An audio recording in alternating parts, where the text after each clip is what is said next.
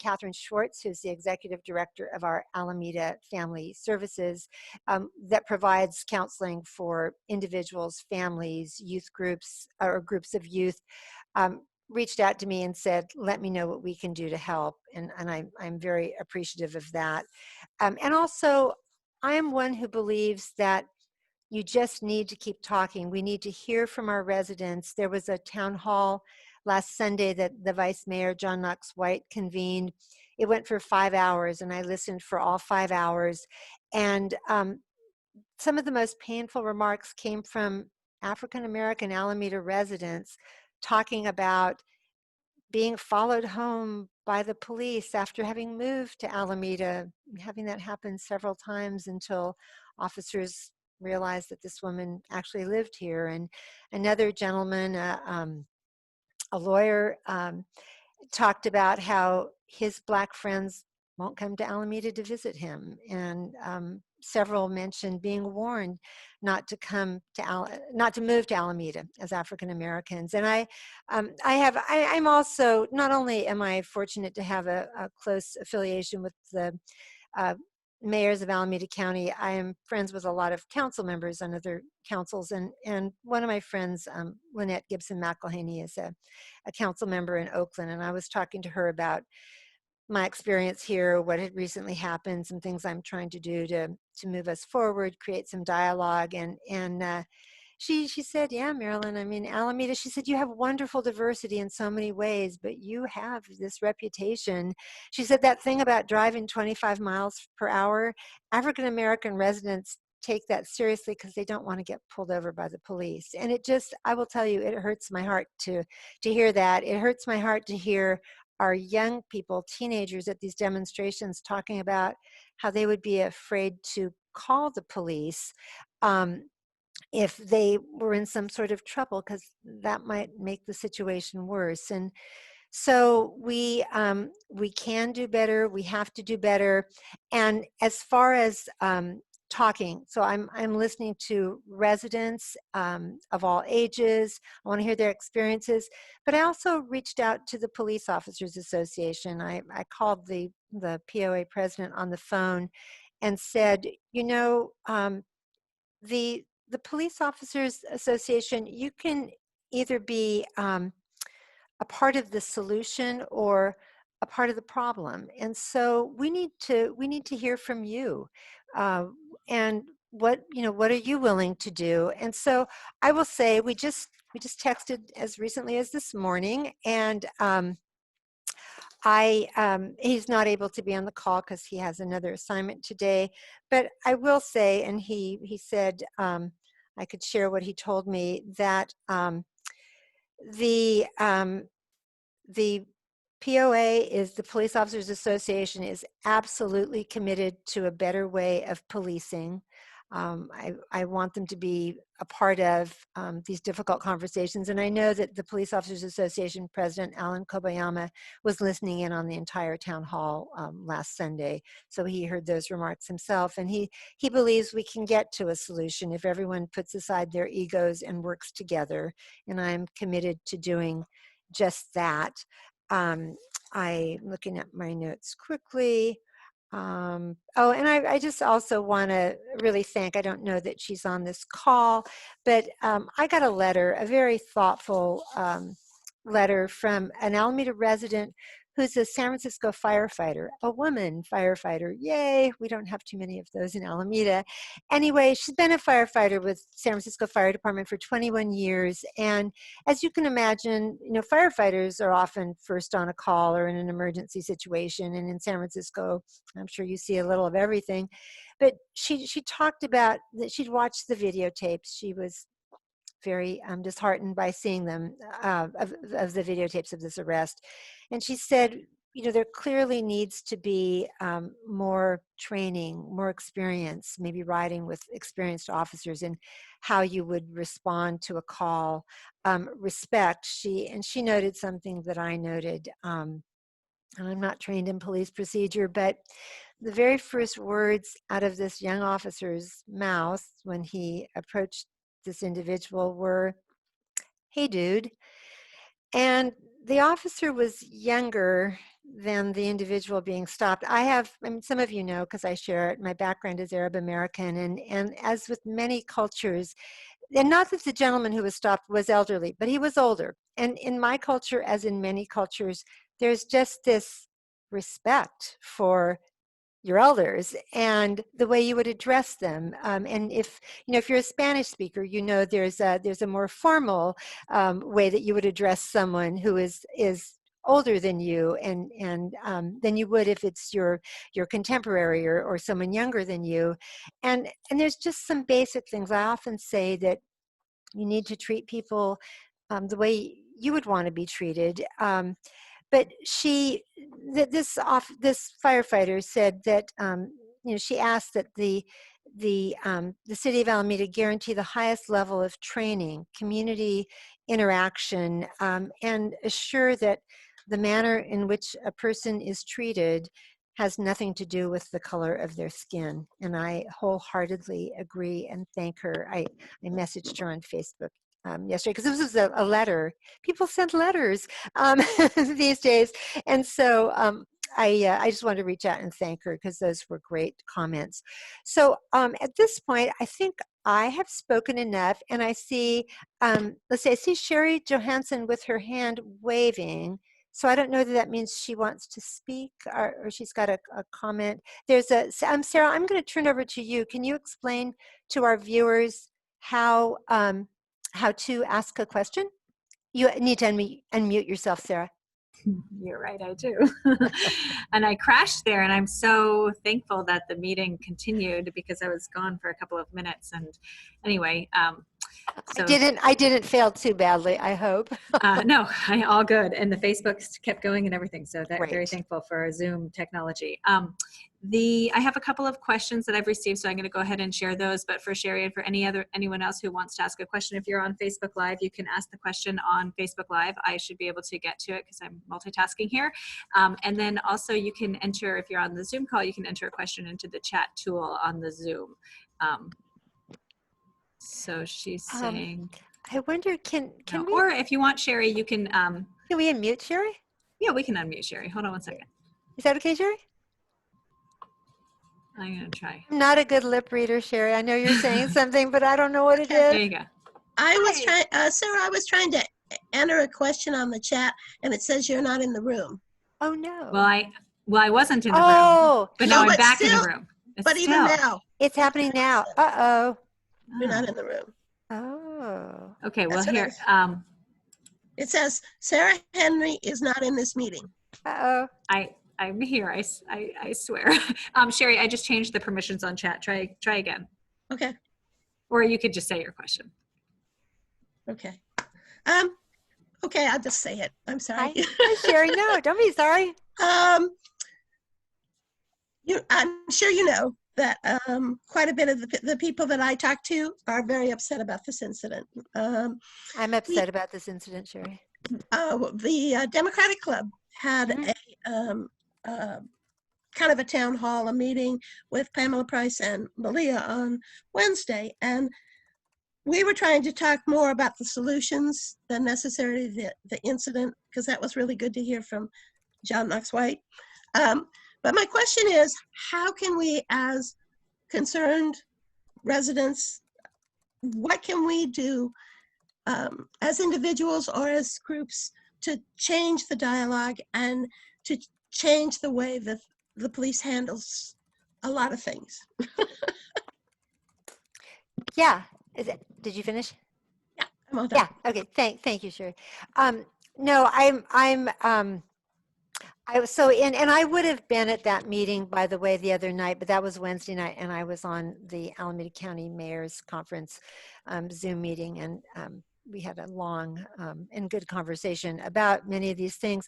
So I do think we need to have a public forum. We're having a special council meeting this Wednesday. What day is this Wednesday? June 17th, I want to say, at 5:30 p.m.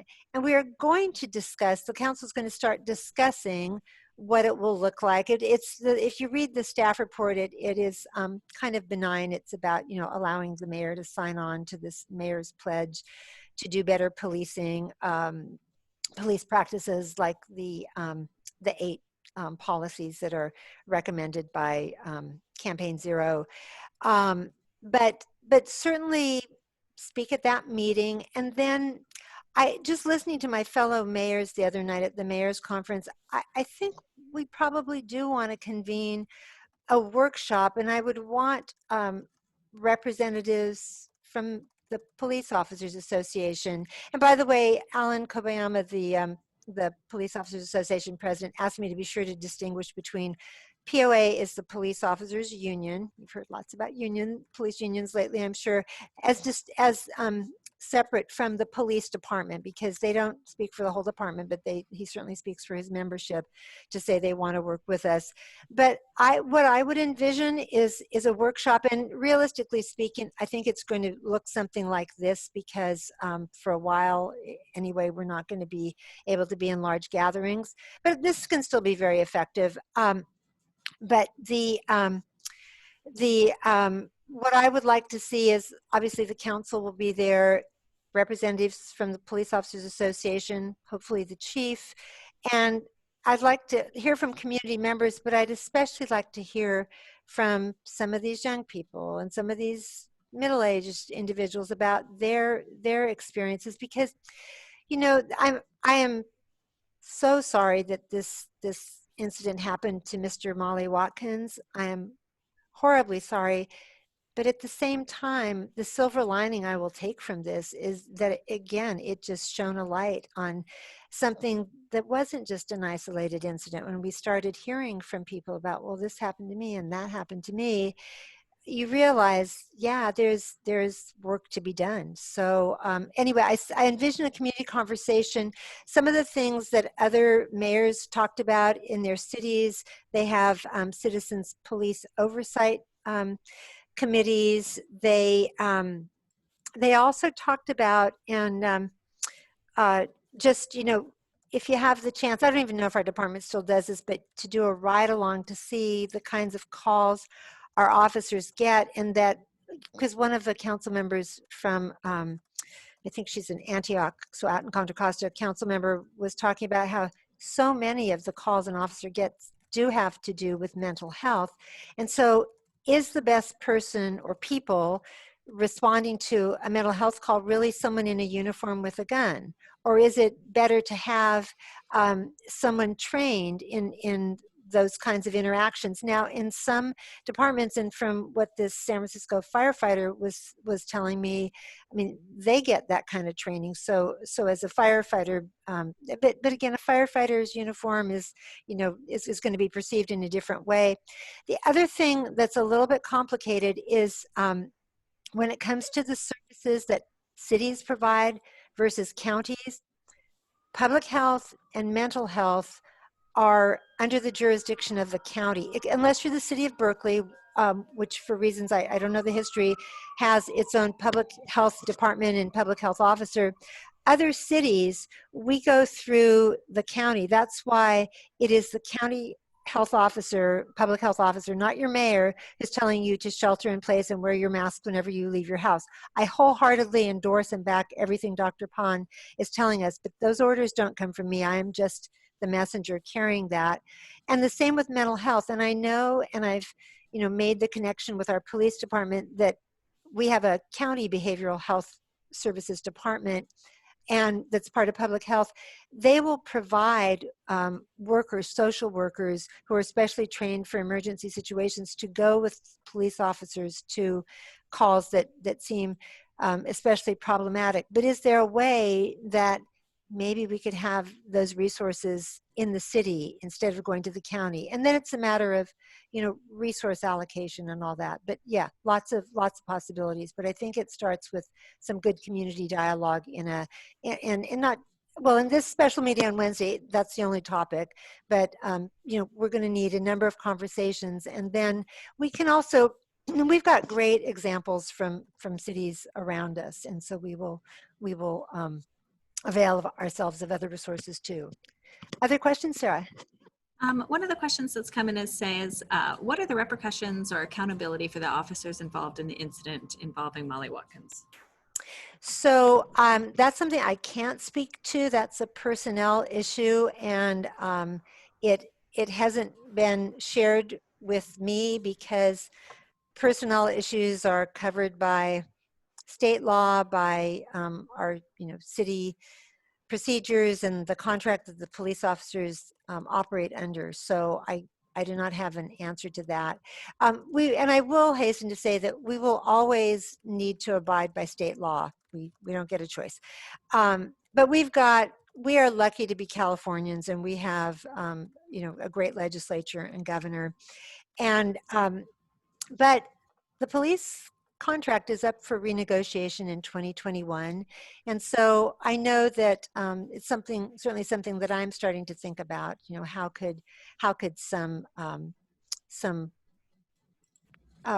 reforms be folded into that process. So, I know people want instant and immediate change, and there are some things that we can do immediately. Other things will take a little longer, but 2021 is not that far away. Here's a COVID-related question. This person says there's a lot of outdoor activities opening. When are the off-leash dog parks opening?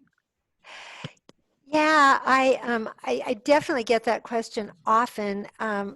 My answer is when the public health officer says they can open. I know the case, her concern is that it's a place where people congregate. It's outdoors, and I think you could probably maintain 6 feet of distance from the next dog owner.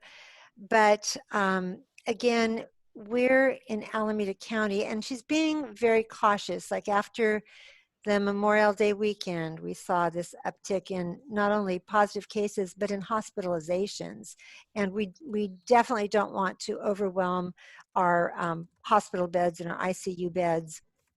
And so she's looking. I understand, like Friday, and I don't know, Sarah may already know, but usually on Fridays, if they're going to relax some things in the order, it comes out sometime Friday. Have you seen anything today, Sarah? I haven't seen anything today, but I was looking at just their timeline that they shared, and this doesn't tell us about dog parks specifically, but in the next phase of reopenings, they do talk about a lot of outdoor things.